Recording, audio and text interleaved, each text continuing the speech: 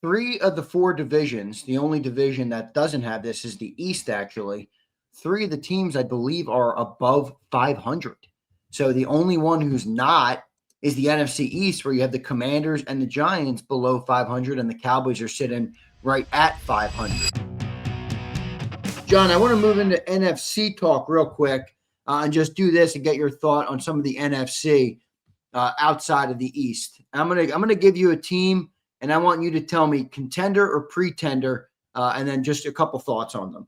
Number one, I'll go Green Bay Packers, John. They're 4-1-1 right now.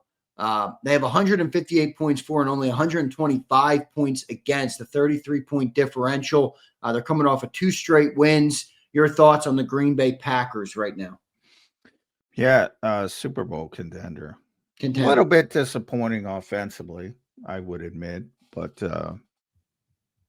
still a legitimate Super Bowl contender. And I think there's probably 4 that I consider legitimate Super Bowl contenders. So, I mean, it's the tougher conference. So I think you can make an argument for any of the top 4. And if you're just looking style points and who's playing the best football, I think you'd have to put them behind the Lions and the Rams, even though they're ahead of the Lions in the schedule in the standings. But when the Lions are cooking, they're cooking. Yeah. The Rams have played well. Kind of had that fluke loss to the Eagles. I mean, you got to be honest. We'll get there. We'll get to the Rams. I'm gonna go one at a time here. Packers, you have as a contender though, so let's keep rolling. Niners. No, I think they're a playoff contender, but not a Super Bowl contender. Me too. I don't see them as a real Super Bowl contender right now. They're too hurt. No Nick. Fred Warner out. I don't see that with them being a contender. But hey, maybe they could. They do have an easy schedule, John, something you talked about all offseason of why you thought they were going to be up there, and that's kind of bared out. So we will see. They're 5-1 in the conference right now. Tampa Bay Bucks, John. No, not a Super Bowl contender, but they're gonna, they're obviously a favorite to win that division. Too many holes. I was not buying that early season Baker Mayfield MVP talk. It's just too reckless. A good player, but not a great player. Good team, not a great team. Similar. In the mold of Baker Mayfield. Yep, I agree with you there. Lions, John. Yeah, I mean the Lions are legit. Yeah. Again, I don't know what they're doing. I don't know if it's Dan Campbell, but they always have so many injuries. Maybe they go too hard. I don't know. Their whole secondary's been out. But again, that unlike last year, those guys are going to come back. The Branches, the Kirby Josephs, the Terrion Arnolds, the it is crazy how good they play, with all the injuries. I know. Like they were swarming that. Oh my God, the secondary looked great. I'm like, who are these guys? I know, man. It's impressive, but you're right. They do get a lot of injuries. And obviously, offensively they're a juggernaut when they get going. And boy, Gibbs is a good player, man. He's one of the toughest matchups in the NFL. I agree. I agree 100%. And, maybe it helps them to get away from some of the goofy stuff that hurts them occasionally. I know people love it.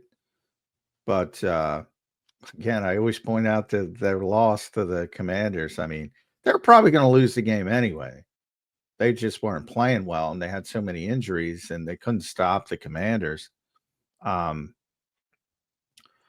boy, your season's on the line. You're driving, and Ben Johnson gives the football and say, "Hey, Jameson Williams, throw it." On a trick play. When you have Jared Goff, I mean, with your season on the line, I can't. It doesn't compute with me.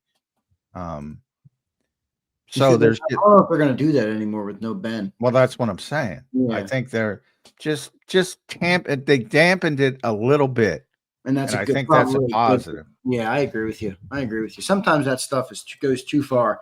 So Lions contender, I agree with you there. Two more in the contender pretender talk, and then we'll talk playoff picture on the NFC.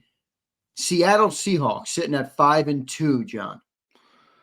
They're sort of on the borderline for me. Yeah, me too. I would lean towards not. I would lean towards pretender. They're very good, but I do, and I'm a bigger Sam Darnold fan than most. But they're so something that he has to prove in a big spot. Like I thought people were unfair to him last year because that offensive line was so egregious in the playoffs and in Week 18 against Detroit.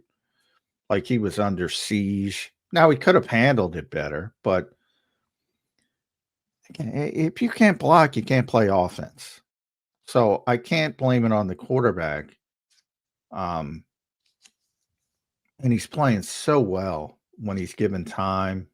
Like when he's clean, and when every quarterback is clean, good quarterback, they're good. But he might be the best. Him or Jared Goff. When you're completely clean, who throws the football the best? He's in that conversation. And you see the season that Smith and Jigba is having. Yeah. But when things do get muddy and things that ultimately get muddy for everybody, he doesn't handle that as well as a lot of the other guys. And he's still got to prove that. So, yeah.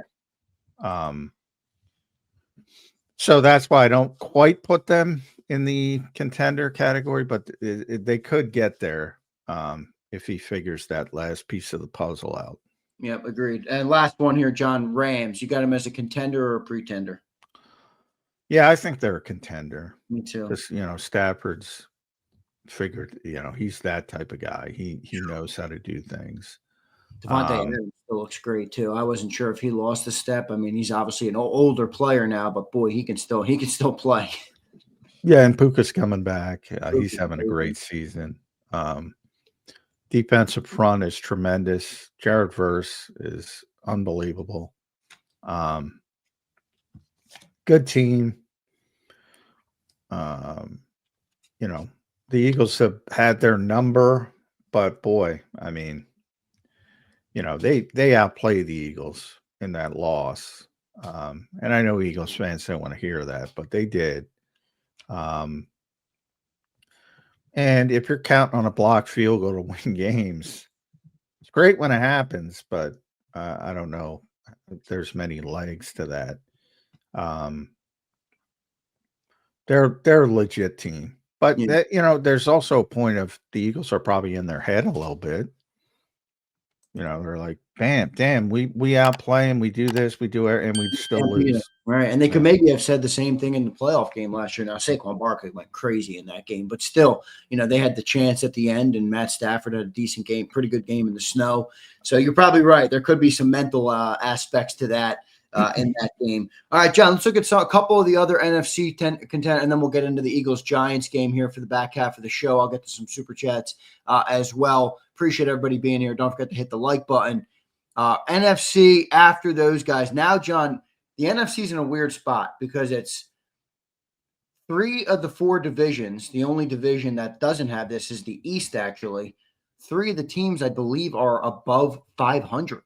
So the only one who's not is the NFC East, where you have the Commanders and the Giants below 500, and the Cowboys are sitting right at 500. So it's kind of interesting. There's a lot of winning teams right now in the NFC, at least early, and there will be a drop-off. Some of them will ascend and maybe get to the playoffs. Some of them will probably drop off and not get to the playoffs. Starting with the Chicago Bears, John, team I liked in the offseason. What do you think of them? Will they maybe make a late playoff push? Do you view them as a bubble team or a team that will fall off? Yeah, I think they're a bubble team. They might be that last playoff team, but they're still, the quarterback still makes a lot of mistakes, but he's got tremendous talent. I think they still are negative point differential, so that kind of tells you when they play poorly, they play poorly. But I think there's a lot of positive steps for the first time in a long time, and that's why you don't draft a talented quarterback at number 1 overall with a defensive head coach. You Right. need to, especially a talented guy who needs work when it comes to the technique of the position, the Right. fundamentals and all. Some of that. Yeah, exactly. So they got, a great offensive mind. It's getting better, but I've seen a number of their games and there are some ugly, ugly still mistakes. So I don't think they're legitimate yet. Big positive step forward. Defense was always defense was good, pretty good until they, would fall apart when they were teams tend when they're in last place and having a bad season, teams tend to give up. Let's be honest, human nature. But um defense was always pretty good and it still is. Um and they need to limit, continue to get better with the mistakes with Caleb, but a lot of positive going on in Chicago for the first time in a Yeah. long time. They're 4-2, John, and they've won 4 straight winners of 4 straight games. So interesting where the Bears are right now. I'm with you. I view them as a bubble team that could get in there. I do like Ben. I think he's done better at the other stuff of being a head coach than I thought he would. I like the way he's rallied the team. And the problem is they'll have to beat Green Bay and Detroit, and that's going to be difficult. That's a tough division, man. That North, no doubt. John, Panthers, they're 4-3. Bryce Young's been playing better. Dave Canales has done decent things with that team. I don't know if I can buy him yet. What do you think? I can't buy them yet. They're I thought that was in the conversation for being the worst team in football coming in. So I think a lot of positive strides, no doubt. And Bryce finally looks like a semblance of an NFL quarterback. So similar to the Bears, a lot of positives for a team that has been through the ringer over the past number of years. But yeah, I don't look at them as a legitimate playoff team yet. Now, they're the opposite of the Bears from the division perspective. Right.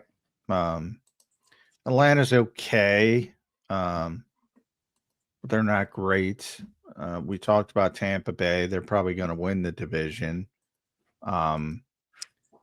So not nearly as tough when it comes to the in-division foes. So maybe, if it comes down to the Bears versus the Panthers might have the advantage from that perspective of being a sneaky team to get in. But I don't, like Bryce, and it's interesting because they're both number 1 overall picks, but Caleb Williams has so much more of an upside than Bryce Young. So much more. So and Caleb just makes more dumb plays than Bryce does. Well, he does, yeah. But I'm talking if you can limit the dumb plays, raw. Yeah. And which is a big part of it. I mean, that's why I wouldn't have taken Caleb number 1, but for that reason. But I do think Ben Johnson is maybe the best offensive mind in football. So yeah, I think that factors into it too. Stay in that division, John. Falcons. I'm not buying them. I'm sorry, I'm not. But what do you think? No, they're good, but they're not good. Michael Penix is like, all right. Bijan Robinson, I love. I mean, play. Michael Penix does have a cannon. I'll give him that. Doesn't always equate to wins, but holy shit, that ball comes off his hand, dude. It's like a rocket.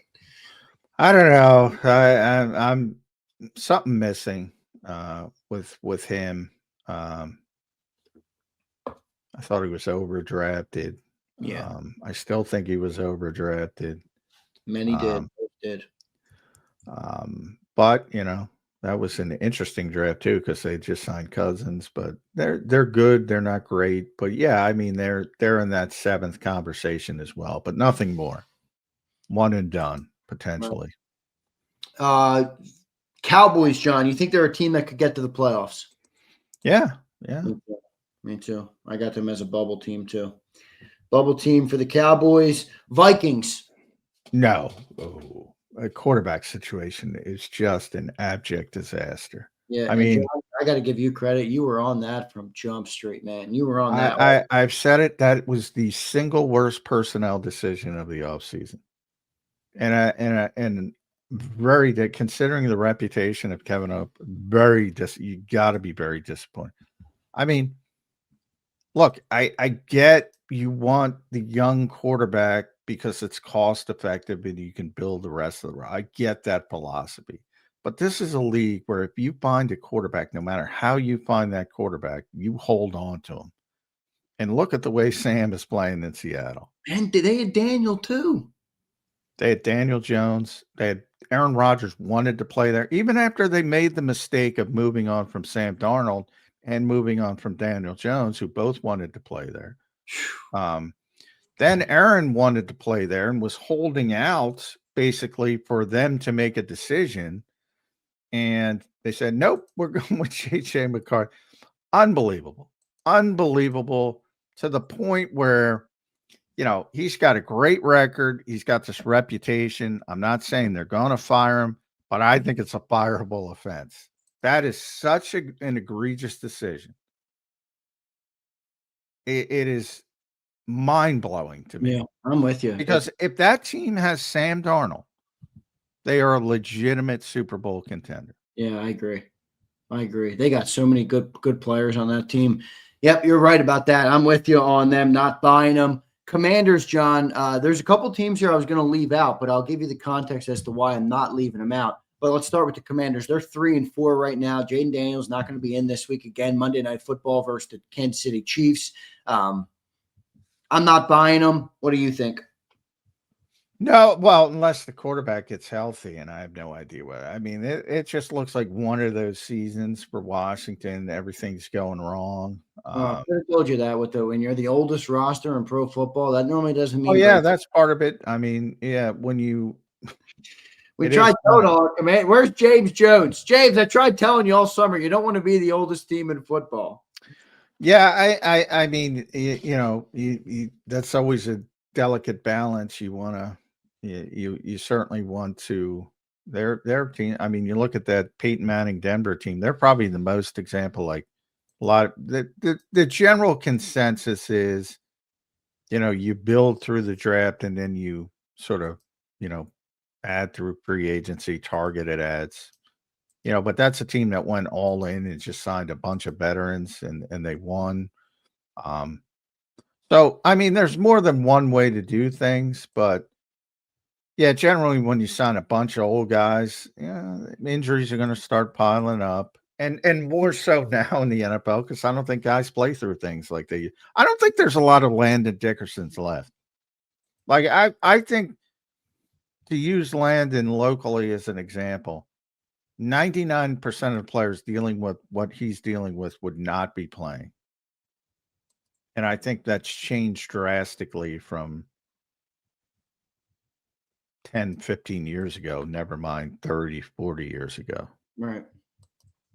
To the point one Eagles player told me that, and he's young. You would think that's a very young Eagles player said, guys are just soft.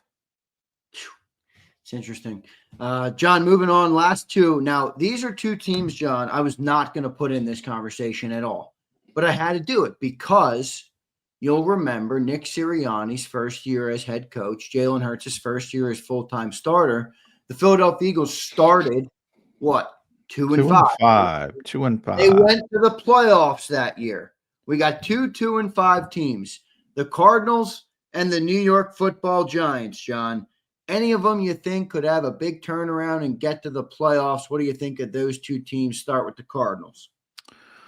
Well, the Cardinals are, unfortunately for JG, who I a lot of fondness for. I mean, those poor guys, they've lost, I think, 4 straight by a total of 14 points. 5 straight. 5 straight. 5 straight losses. Their point differential is -1 at 2-5. Yeah, I see it. They're in every game. and they just can't find a way to finish. So they're much closer than the Giants. But at some point, when it keeps going in a negative direction, again, guys, just naturally human nature start to check out. And they're in a division with the Seahawks, the Rams, and the 49ers. They have no shot to get back in this thing. Even though obviously they'll start beating themselves, that group. But I mean, that's arguably the best division in football this year. That or probably the NFC North. But I think, I think Minnesota skews the North on it in a negative standpoint now. But I think that might be the best division. So the Eagles have the Giants, excuse me, have an easier road because of the NFC East isn't as good as the NFC West. Yep. But yeah, they're just not ready. And especially without Malik Neighbors. I don't obviously he's just one player, an offensive playmaker, but you're right though. In the long haul, you're not going to be able to make it all the way back with Wandale Ra. At least I don't think so. No, not at all. So, I mean, the Cardinals have good players, good team, but they've had some bad luck. Let's be honest. I mean, you remember the crazy sequence where he was yelling at the running back and got in trouble for, dropping the football before on a touchdown, and then they had that weird. What was it, an interception, fumble, and then they got it back. The offensive team got it back in the end zone for a touchdown. They've had a lot of weird stuff happen, the Cardinals. Yep. John, that's it for the NFC. Good conversation. I do like to update, everybody in the chat, and then also just kind of we always want to keep an eye on the full league as well. I don't just like to be so Eagle centric that we have no idea what's going on in the rest of the league. So Eagles. Yeah, it's good to talk a little bit about the NFC. We will turn the page here and get to the Eagles Giants, start to preview that game. Couple super chats. John, real quick, I'm not going to do the full thing with the AFC, but your contenders, just Super Bowl contenders. What a crappy conference. Crapshoot, man. I don't think any. 5-2, Denver's 5-2. Steelers are 4-2. Bills are 4-2. Chargers are 4-3. The Colts are obviously at the top at 6-1. Jaguars 4-3. Chiefs are 4-3. I still think they might be the best team in the AFC or second best team. Who do you got? Contenders or real Super Bowl contenders from the AFC? Can you put your thumb on it yet? Well, I'm hoping Shane Steichen is out in Indianapolis listening to this because I love you, Shane. And you are my hope. You are my great hope because I've said pretty consistently, I don't want to watch the damn Kansas City Chiefs in the Super Bowl again. Not for the reason Eagles fans don't. I'm just sick of them they're not because the league favors them and they've had a great run and tremendous respect for Andy Reid. I'm tired of it. I'm tired of that team.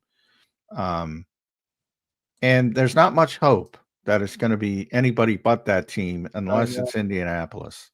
Indy's good though, man. They're a legit team. And that's why he's my hope, Shane Steichen. All right. So do you think the Colts are, in your heart, John, do you think they're a legitimate Super Bowl contender? I do. Okay. I think they're the best team in that conference right now. But again, they're not proven, but they have to prove it. Right. And Daniel Jones is my MVP through 7 games. I've said that, but there's 10 more to go. So that's my hope. But as far as legitimate contenders, then I say Kansas City, Buffalo. That's it. Chiefs and Buffalo. That's it. There's one more I'm going to add, and it's going to sound bold. I'm going to add the Patriots. Well, I like Drake May, but I like Mike Vrabel, but I don't think they're legitimately a Super Bowl contender. I think it's a great story. They'd have to catch fire in the playoffs in order for that to work, but I still hold out a little hope with Baltimore if they can get Lamar back to get 1-5. Eventually, that hole is going to be too big. Well, I know. That's what I mean. They have to sneak in with the 7th spot and then start playing their best football, and they can beat anybody, but I doubt it's going to happen. I don't believe in Denver a little bit. I mean, they're winning crazy games. They should have lost to the Eagles. They should have lost to the Giants. So Yeah, you give them credit. massive comebacks on the Eagles and the Giants. Yeah, you give them credit for winning the games, but I don't think they're legitimate Super Bowl contenders. The Chargers have had so many injuries. They'll win tonight. Minnesota never wins on Thursday night. Is that the game tonight? Chargers Vikings. Yeah. By the way, I saw somebody in the chat said that the Vikings are like 0-7 on the road on Thursday Night Football.